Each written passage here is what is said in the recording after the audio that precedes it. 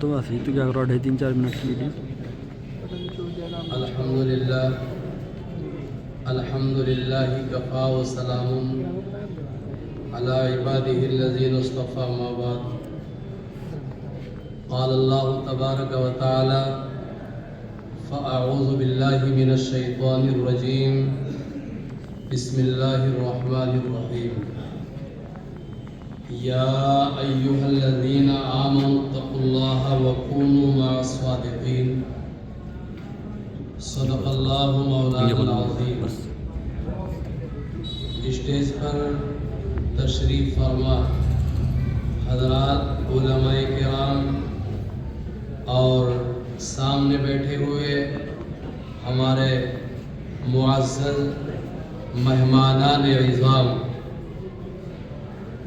مدرسہ مخدوم بخش کا آج یہ سالانہ پروگرام ہے اور اس پروگرام کو منعقد کرنے کے لیے مدرسے کے ناظم اعلیٰ جناب مولانا محمد شمشاد صاحب اور یہاں کا مکمل عملہ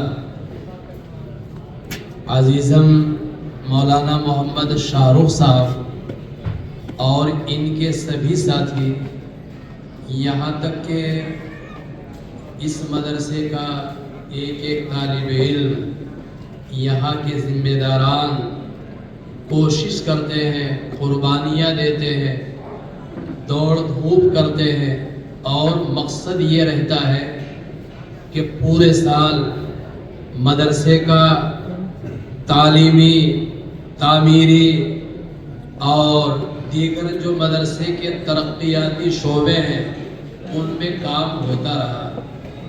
اب سال کا آخر ہے، مدرسے کی جو کارکردگی ہے وہ آپ لوگوں کے سامنے آ جائے اور سامنے آنا بھی ضروری ہے، اس لیے کہ آپ نے مدرسے کا تعاون کیا ہے، آپ نے مدرسے کی امداد کی ہے، آپ نے مدرسے کے لیے قربانیاں دی ہے.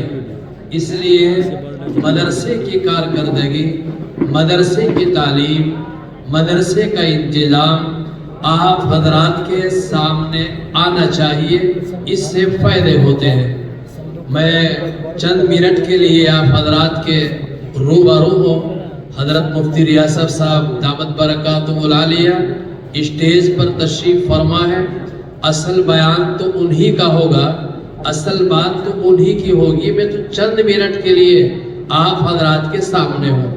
دعا کرے اللہ تعالی مجھے صحیح کہنے اور ہم سب کو عمل کی توفیق عطا فرما دے. نبی پاک صلی اللہ علیہ وسلم کے ایک صحابی ہے حضرت ابو ذر رضی اللہ تعالی. نبی پاک صلی اللہ علیہ وسلم کے پاس حاضر ہوتے ہیں کیونکہ حضرات صحابہ پاک پیغمبر صلی اللہ علیہ وسلم سے پیار کرتے تھے، محبت کرتے تھے اور اپنی زندگی آپ علیہ السلام سے پوچھ کر کے گزارتے تھے اور ہر مجلس میں نبی پاک علیہ السلام سے اپنی کامیابی کے لیے، اپنی آخرت کو سنوارنے کے لیے، اللہ کی رضا کو پانے کے لیے باتیں پوچھا کرتے تھے. تو حضرت ابو ذر رضی اللہ تعالی نبی پاک علیہ السلام کے پاس آئے اور عرض کیا کہ یا رسول اللہ صلی اللہ علیہ وسلم مجھے نصیحت فرما دیجیے تاکہ میں آپ کی بتلائی ہوئی نصیحتوں کو سنوں اور پھر ان کے اوپر عمل کروں اور ان کے اوپر عمل کر کے اپنی آخرت کو بنا لوں، اللہ کی رضا کو میں حاصل کر لوں. اور اللہ تبارک و تعالی آپ جو مجھے نصیحت فرمائیں گے، آپ جو مجھے باتیں بتلائیں گے، میں انشاءاللہ ان کے اوپر عمل کروں گا. اللہ تبارک و تعالی مجھے جنت عطا کرے گا، اللہ تعالی مجھے کامیابی جو ہے وہ عطا کرے گا. تو نبی پاک